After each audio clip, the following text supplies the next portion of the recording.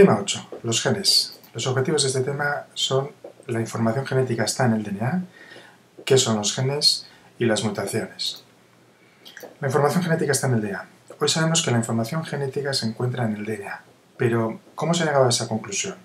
Antes de que Watson y Crick en 1953 descubrieran la estructura del DNA, se hizo una serie de experimentos que determinaron la importancia genética del DNA.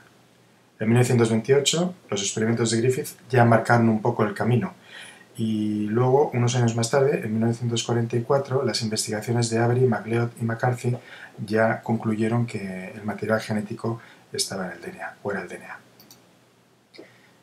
Vamos a ver los experimentos de Griffith.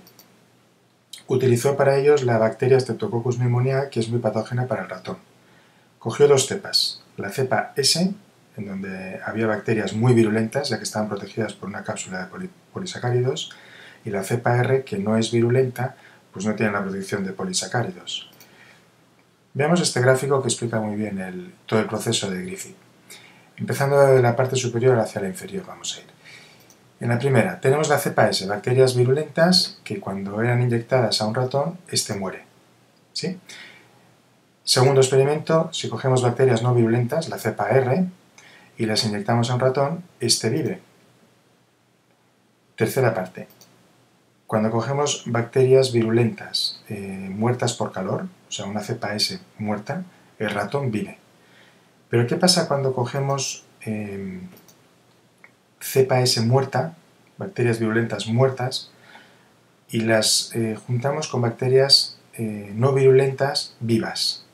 Lo que sucede es, lo veis ahí en el gráfico, entre el C y el D, con las dos flechas que acabamos de poner, la morada y la verde, lo que sucede es que el ratón muere.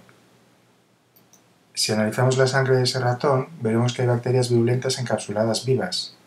Es decir, la conclusión de Griffith es que había algo en la cepa S, que era la virulenta, que se transmitía a la cepa R, no virulenta, y la convertía en virulenta. A ese factor, o a ese algo mejor dicho, lo llamó factor transformante. La investigación de Avery, MacLeod y McCarthy, en 1944. Estas investigaciones concluyeron que ese factor transformante del que hablaba Griffith era realmente el DNA. Su investigación consistió en inocular, por un lado, polisacáridos, por otro proteínas, por otro lípidos, por otro DNA y por otro RNA, de cepas S, que eran virulentas, a cepas R, no virulentas, y ver qué pasaba. Veámoslo con esta gráfica, o esta tabla. A la izquierda vemos la cepa S, a la cual hemos extraído polisacáridos y se han inoculado en una cepa R. Proteínas de la cepa S y se han inoculado en una cepa R. Lo mismo con lípidos, independientemente del resto de compuestos. Lo mismo DNA y lo mismo se hizo con RNA. ¿Qué observaron? Pues que de todas las cepas que se obtuvieron tras esta inoculación de polisacáridos, proteínas, lípidos y DNA y RNA, las que manifestaban virulencia, las que se habían convertido en virulentas, eran las que tenían el DNA. Es decir, el DNA era el factor transformante del que hablaba Griffith. Muy bien, vamos a ver los genes. El término gen fue acuñado por el botánico danés Johansen en 1909. Un gen es un fragmento de DNA que interviene en la determinación de un carácter, color del pelo, la altura, etc. Con todo, hay caracteres cuyo resultado final puede verse influido por el ambiente. Por ejemplo, el color del pelo de una persona que es más o menos rubia, que viene determinado genéticamente, ese pelo se vuelve más rubio en verano por acción del sol. Así pues, tenemos que conocer esta pequeña fórmula que es muy sencilla. El fenotipo es igual al genotipo más el ambiente. Es decir, el conjunto de caracteres que manifiesta un individuo es igual al conjunto de genes que tiene ese individuo más las características del ambiente. Y vamos ya con la última parte que vamos a ver en este tema. La titulamos un gen, una enzima, que más posteriormente se actualizó con un gen, una proteína. En 1941, Biedel y Tatum propusieron la siguiente hipótesis: un gen, una proteína, una enzima. Es decir, cada gen tiene una información para sintetizar una enzima, que determina un carácter. Veámoslo con una ruta biosintética, porque muchas veces las reacciones biológicas están formadas por varios pasos. Vemos esta, por ejemplo.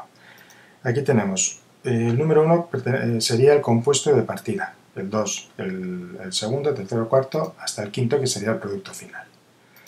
Muy bien, ahí tenemos los enzimas que intervienen. Son los enzimas, el A, por ejemplo, cataliza la reacción del compuesto 1 al compuesto 2, el B del 2 al 3, el C del 3 al 4 y el D, el enzima D, del 4 al 5. Ese enzima B vendrá determinado por el gen B, por ejemplo, y el D vendrá determinado por el gen D, el C por el C y el A por el A. ¿Vale? Un ejemplo de una ruta metabólica, por ejemplo, sería la glucólisis, es un proceso de 10 reacciones enzimáticas por las que la glucosa se convierte en 2 moléculas de piruvato con desprendimiento de energía que la utilizará la célula. Y por último vemos las mutaciones. Son cambios aleatorios en la secuencia de bases nitrogenadas del DNA que suponen cambios en la secuencia de aminoácidos de una proteína. Si hay cambio en la secuencia de bases, hay cambio en la secuencia de aminoácidos de la proteína. Esto puede acarrear enfermedad o mal funcionamiento de un mecanismo biológico. O puede que no pase nada. Veamos los tipos de mutaciones.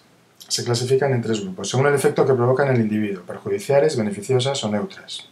Las mismas palabras explican en qué consisten.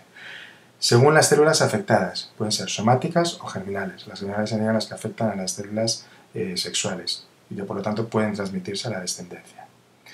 Y según la extensión del material genético afectado. Tenemos génicas, cambios en la secuencia de nucleótidos, genómicas, variación en el número de cromosomas, o cromosómicas, cambio en la estructura interna de los cromosomas. Un ejemplo muy conocido sería la trisomía del 21, sería una mutación genómica que veis ahí representada por ese cuadro. El cromosoma número 21 tiene 3 cromosomas del número 21, está triplicado, por eso se llama trisomía del cromosoma 21. Muy bien, pues esto es todo para este tema 8.